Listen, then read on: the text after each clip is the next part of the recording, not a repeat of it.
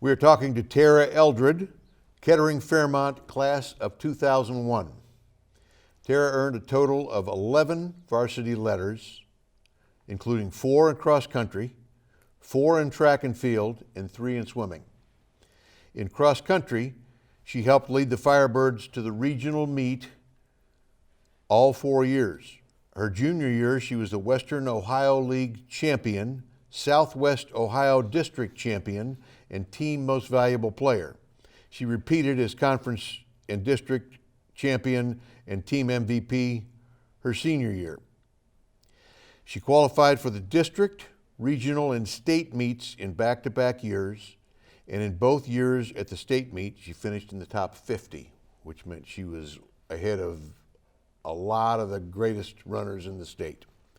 In track, she ran top 10 records in the 1,500 meter, 1,600 meter, 3,000 meter, 3,200 meter, and the 4 by 3,200 meter relay. Her senior year, she was a member of the 4 by 3,200 WOL champions. She was a regional qualifier individually in the 3,200 and was a member of the 4 by 800 relay team that qualified 3 years in a row.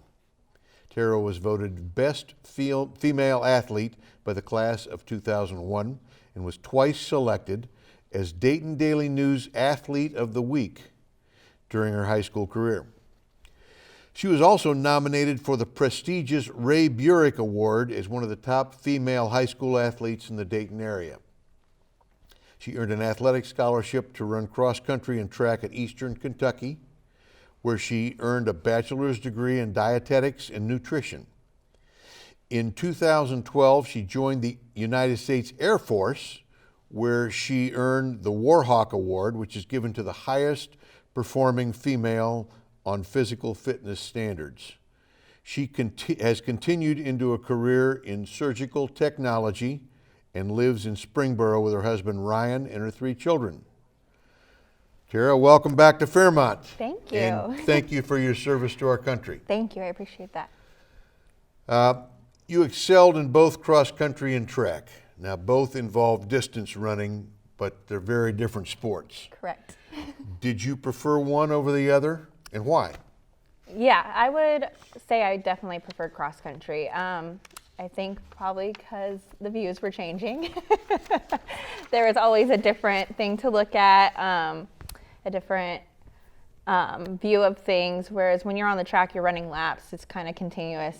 Unfortunately, running 8 laps on a track gets pretty boring pretty quickly as much as you try to motivate yourself. But yeah, cross country, I think the part I loved most is there was sometimes a quiet time. And even when you're racing, it was nice not to have somebody just constantly cheering you on. It was my time to get in the zone, I feel like.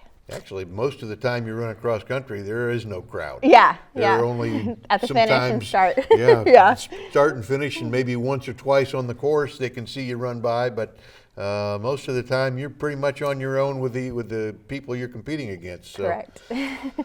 Terry, you went to the state cross country meet twice. Describe that experience. It was definitely an overwhelming experience because it was the first time really that I was competing as an individual. The whole entire season I had my team with me, and they did come to support me, so I did have my team with me, but where I was representing the high school by myself, and therefore I felt like a lot more pressure on myself to perform and achieve a goal.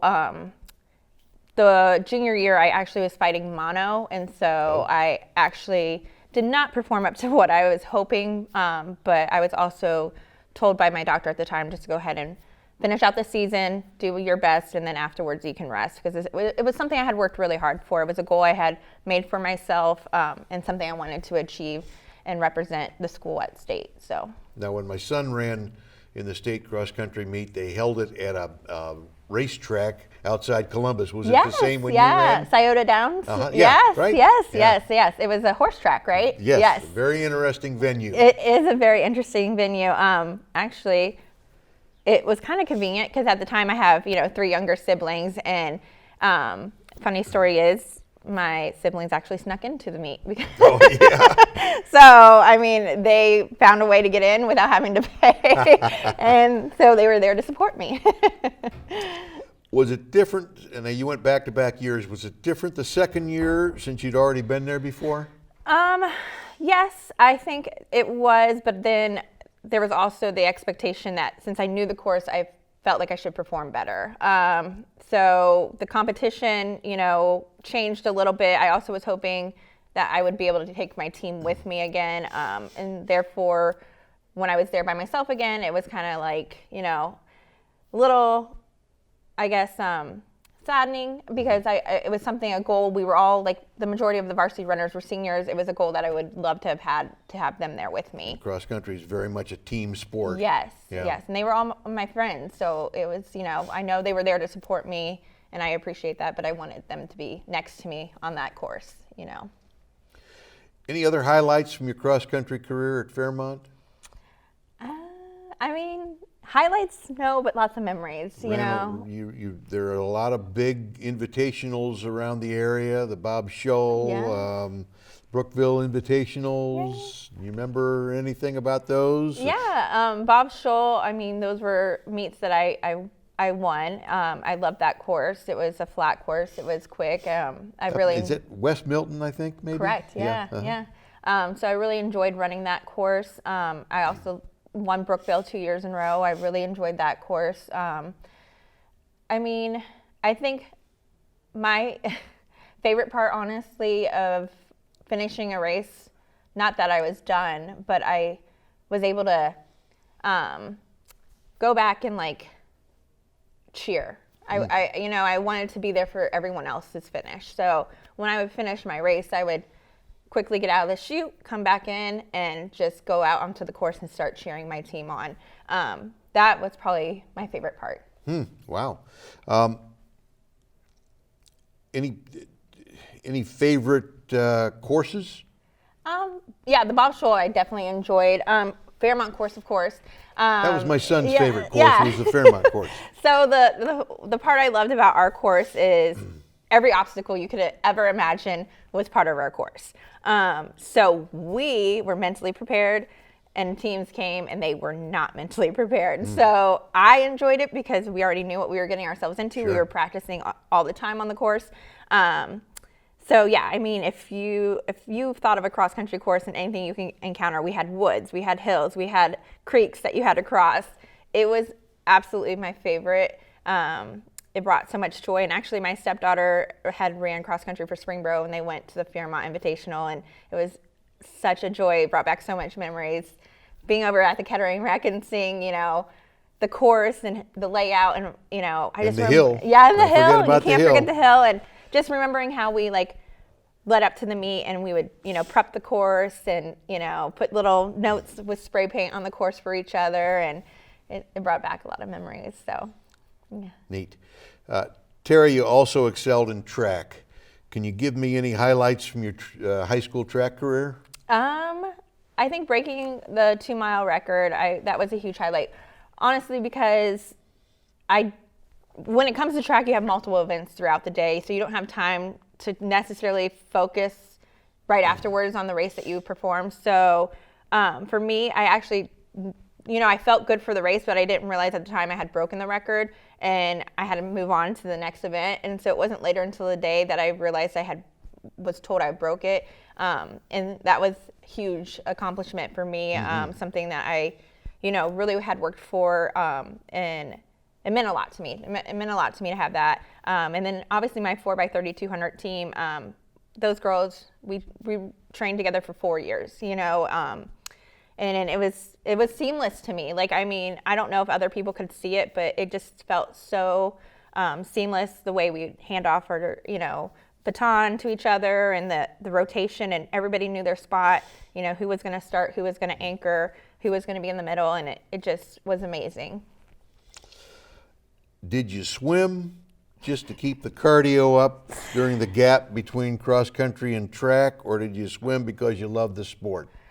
So I actually have been swimming since I was 6. Okay. I actually did summer swimming, and I did continue to swim for the purpose of cross training. At the time, we did not have an indoor track team at Fairmont, and I knew it was a great cardio option without also putting too much stress on my body in the off season.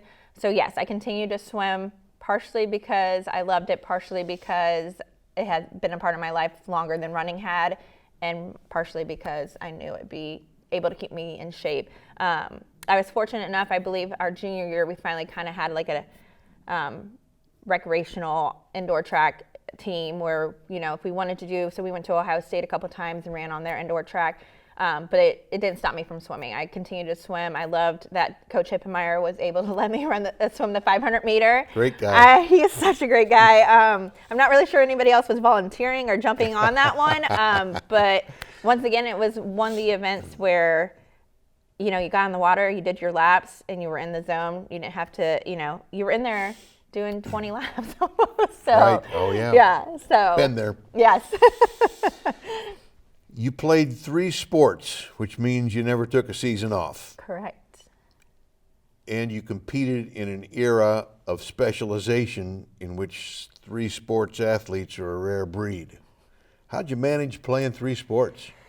A lot of time management. Had to be. Yes, a lot of time management. I grew up, my parents were very active when we were growing up. My dad played basketball. It was not necessarily something pushed on us. It was more something like, if this is what you enjoy and you want to work hard at it, we'll continue to support you. And I think that's what my motivation was. We were very competitive in our family. My brothers played basketball, my sister played basketball.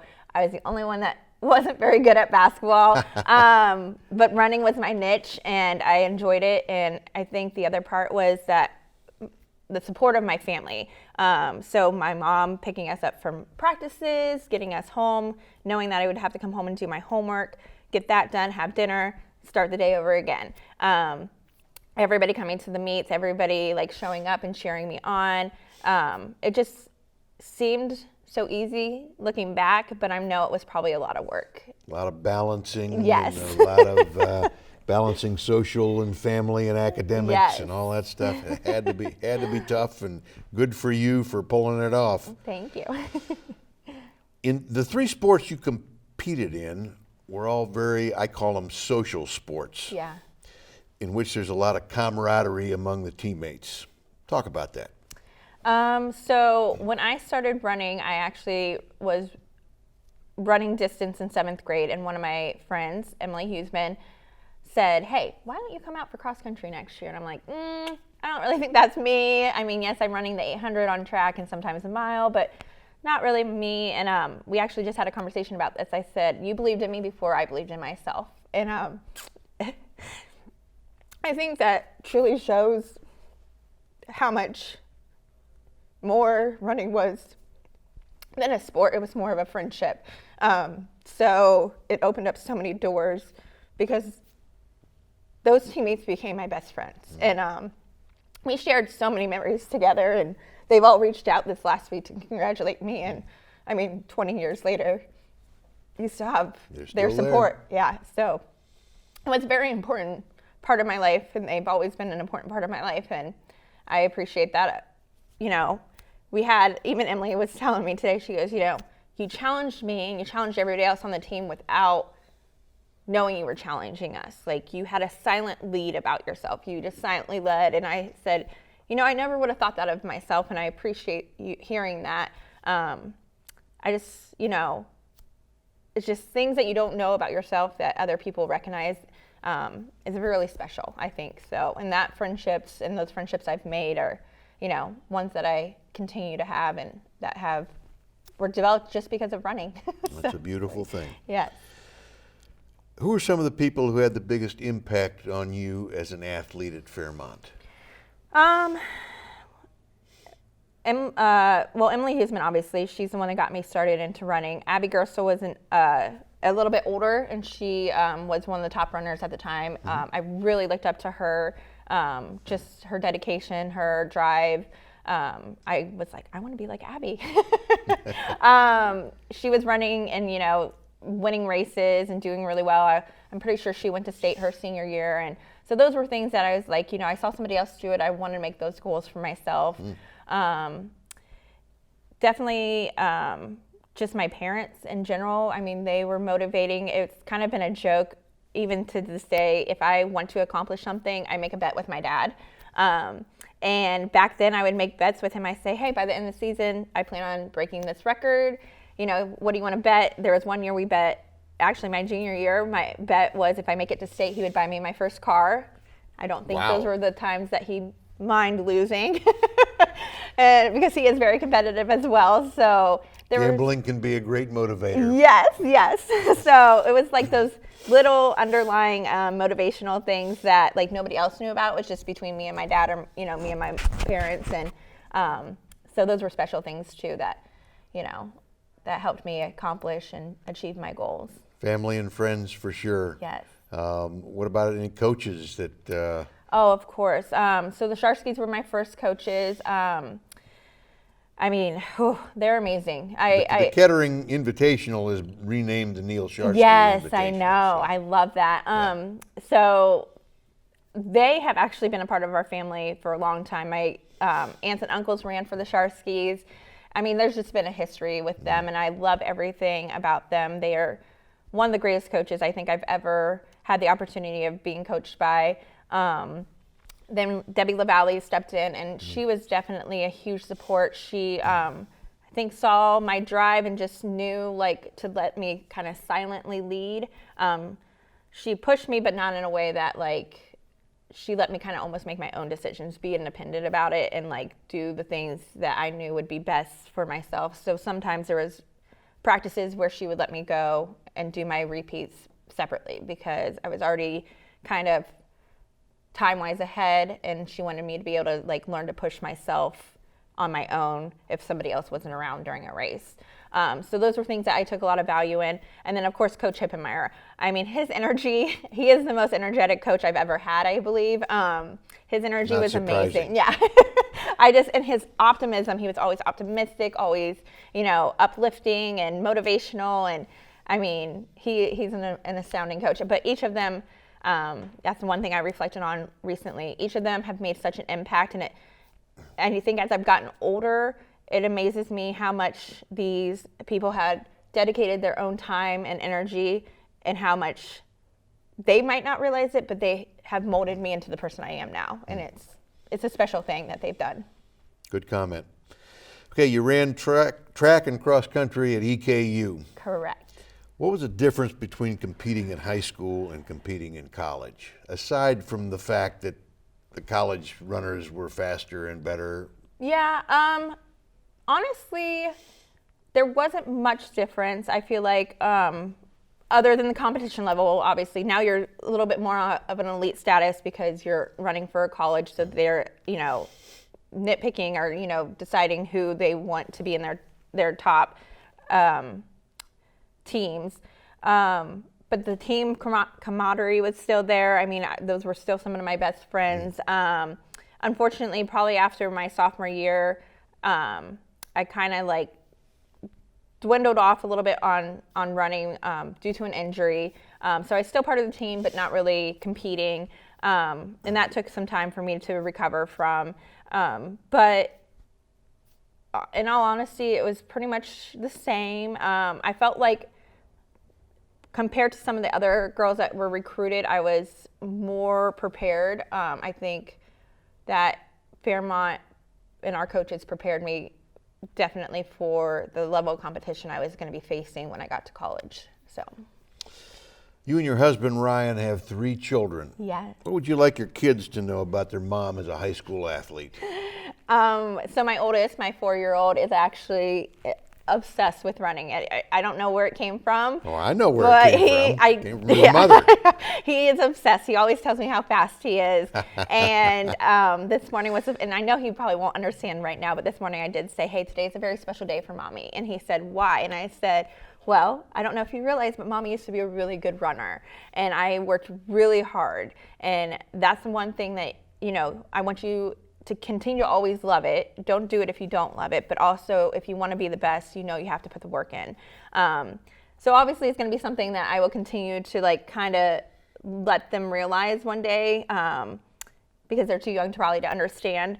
But the same with my stepdaughter. She was running for a while. I could tell she was not very happy per se. And I said, if you don't love it, it's not going to be enjoyable. And if you don't enjoy it, then you shouldn't really continue to invest. Find something that you do love. Because I told her, yes, I worked hard, but I worked hard because I loved it and I wanted to be the best. And so, I'm not saying it should come easy, but it shouldn't be, I guess, strenuous, you know, like it shouldn't cause you extra stress. It should be something that you want to do. It's a choice that you have made and it brings you joy. And I hope that, the other thing is that they're competitive. I don't know if that's a natural thing that happens.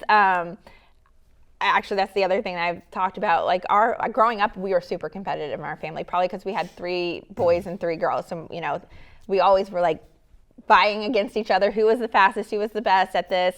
And it makes me laugh now having my own children. It's like, is this something that like is a hereditary thing? Do they just are born with being competitive, or is it something that's taught? And I think it's a little of both. Like I said, my 4-year-old is already super competitive. So I don't know if it's things he's picked up from just watching the house and like, cause I, you know, will watch my sports teams and I'm like, oh, beat them, and like yell at the TV or whatever. And so he's definitely very competitive. But competition isn't everything. And that's the other thing we've taught them, like sportsmanship, being a good sportsmanship. If you lose, still telling the other person good job, you know, those were things that were important to me too. Like, you know, I think that is valued more, and I hope it is valued more, that, you know, yes, you can work hard and you can be really good, but you should always be a sportsmanship, like show your sportsmanship first. You know, there's always going to be someone out there that it's going to beat you. That doesn't mean you go and like throw a tantrum or whatever. You go and tell them congrats. You go and give them, you know, a thumbs up and say, you know, great job, you know, and, you know, just be there. I think that's pretty common in the sports that you chose. Yeah. Is that even opponents sometimes pull for opponents, and there's a lot of congratulating and hugging and from kids on other teams after meets and matches. So okay, in a couple hours you're going to be a Hall of Famer. I know. Any advice for do you have for young athletes at Fairmont coming up through the ranks?